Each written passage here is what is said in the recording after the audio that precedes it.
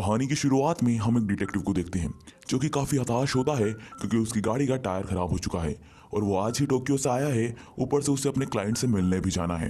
पर उनकी किस्मत से कुछ समय बाद उनकी क्लाइंट उन्हें रास्ते में ही मिल जाती है। फिर उनकी क्लाइंट उन्हें लिफ्ट देती है और साथ में ये भी बताती है कि आखिर उन्होंने इन्हें यहाँ क्यों बुलाया है। वो बताती हैं कि उनके विलेज में क्या हो रहा है। वो कहती हैं कि इस विलेज के सारे जानवर धीरे धीरे कर ज़ॉम्बी में बदल रहे हैं, ज़ॉम्बी और डीमन का फ्यूजन, और वो धीरे धीरे कर इंसानियत में कत्लेआम कर रहे हैं जो कि इंसानों के बीच में एक खौफ पैदा कर रहे हैं। इस वजह से उन्होंने इन डिटेक्टिव को बुलाया है। इन्हीं बातों के साथ वो लेडी डिटेक्टिव से ये भी कहती हैं कि इन सारी डीमन की बातें वो किसी के बच्चे के सामने ना करें क्योंकि वो नहीं चाहती कि कोई भी बच्चा इस डीमन के खौफ में आए। फिर वो डिटेक्टिव जिनका नाम इनोगामी-सान होता है वो कहते हैं ओके। फिर वो डिटेक्टिव इनोगामी-सान और वो लेडी अपनी डेस्टिनेशन पे पहुंच जाते हैं। फिर हमारा सीन शिफ्ट होता है और हम देखते हैं डिटेक्टिव इनोगामी-सान को जो कि आराम कर रहे होते हैं।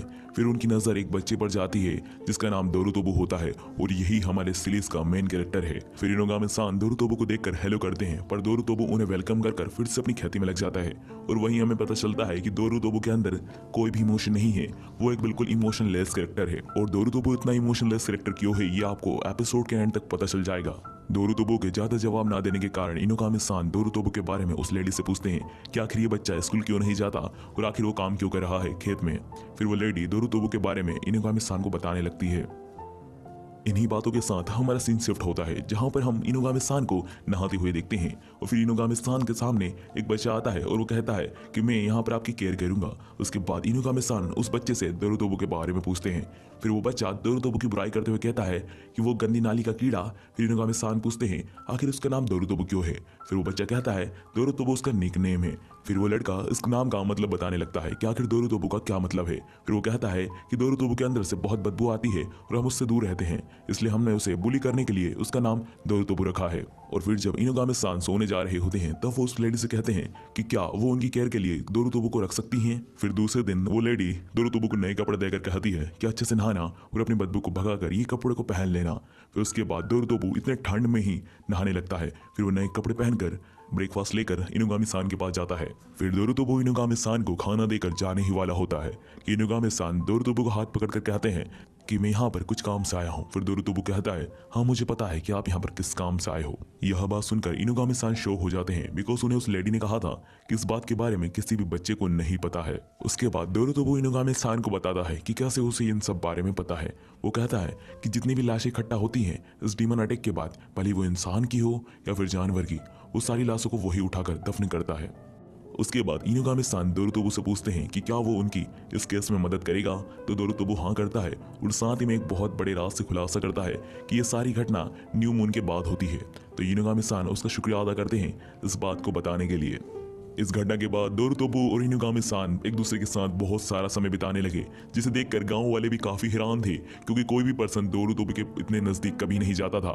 वो इतना समय तो कभी नहीं बिताया। इनोगामी-सान ही पहले इंसान थे जो दोरुतोबु के एक दोस्त बने थे। फिर दोरुतोबु और इनोगामी-सान के कुछ पल ऐसे ही अच्छे बीतने के बाद आखिरकार वो रात आ ही गई थी जिस दिन एनिमल डीमंस का हमला होने वाला था, द न्यू मून नाइट।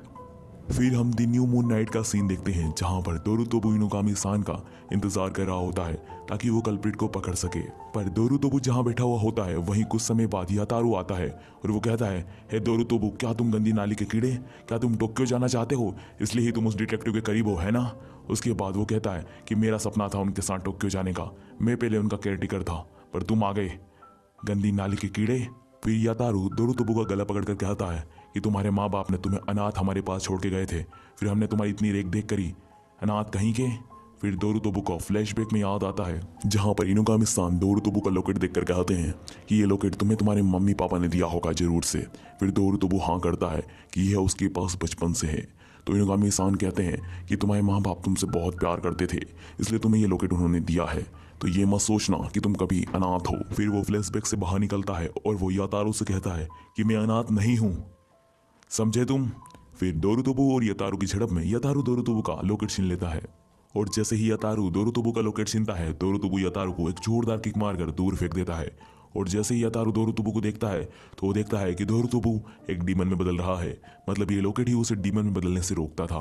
और फिर यातारू बहुत घबराकर जंगल में भाग जाता है पर वो लॉकेट वहीं पड़ा हुआ होता है तो दोरुतोबु उसे छूकर अपने आप को वापस ह्यूमन बनाता है। इस घटना के कुछ समय बाद वहां पर इनुगामी सान आ जाते हैं। फिर दोरुतोबू इनुगामी सान से कहता है कि वही उनका कल्प्रिट है जो कि असल में एक डीमन है। फिर इनुगामी सान कहते हैं कि मुझे ये बात बहुत पहले से मालूम है कि तुम एक कीमोनो हो, मतलब एक इंसान और एक डीमन के बच्चे, पर तुम वो कल्प्रिट नहीं हो, तो तुम चिंता मत करो। यह सुनकर इनुगामी सान से दोरुतोबू कहता है कि यतारो जंगल की तरफ भाग कर गया है और उसे एनिमल डीमन के बारे में और डीमन के बारे में कुछ भी नहीं पता है, कहीं उस पर आज हमला ना हो जाए। फिर इनुगामी सान और दोरुतोबू यतारो को बचाने के लिए जंगल में जाने लगते हैं और वो जैसे ही जंगल के अंदर जाते हैं और उनका अंदाजा सही निकलता है, यतारो के ऊपर एनिमल डीमंस ने हमला कर दिया है। यह देखते से ही सबसे पहले इनुगामी सान यतारो को प्रोटेक्ट करने लगते हैं और इधर हम देखते हैं दोरुतोबू को, जो कि इन डीमंस को कुछ भी नहीं समझ रहा था अपनी कॉम्बैट स्किल के सामने। इन सारे एनिमल डीमन के मरने के बाद वहां पर आती है कीमोनो डियर और यही वो कल्प्रिट है जिसने सारे एनिमल्स को इन्फेक्ट किया है।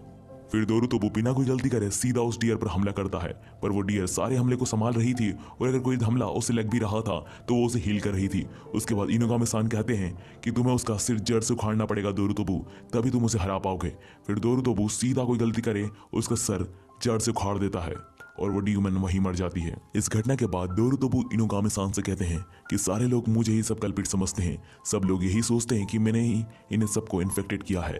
तो इनुगामी सान कहते हैं कि हाँ तुम सही कह रहे हो, क्योंकि मुझे भी यहाँ तुम्हें ही मारने के लिए बुलाया गया था। यह सुनने के बाद दोरुतोबू कहता है तो अच्छा आप मुझे मार दीजिए और अपना काम पूरा कीजिए। उसके बाद इनुगामी सान दोरुतोबू पर गन तान देते हैं।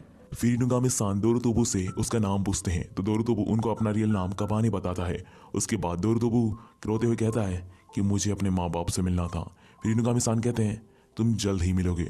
उसके बाद इनुगामी सान दोरुतोबू पर गोली चला देते हैं। फिर नेक्स्ट सीन में जब कनाबे, जो कि असल में दोरुतोबू है, वो आंखें खोलता है तो वो इनुगामी सान को किसी से कहते हुए सुनता है कि मैंने उस डीमन को दफना दिया। और ये बात इनुगामी सान उस लेडी से कह रहे थे जिन्होंने दोरुतोबू को मारने के लिए उन्हें हायर किया था। फिर कनाबे इनुगामी सान से कहता है कि मैं तो मर गया था ना। फिर इनुगामी सान कहते हैं कि गुल कभी नहीं मरते, उनके पास हीलिंग एबिलिटी होती है और तुम्हें जहां मैंने गोली मारी थी वो तो कब की हील भी हो चुकी होगी।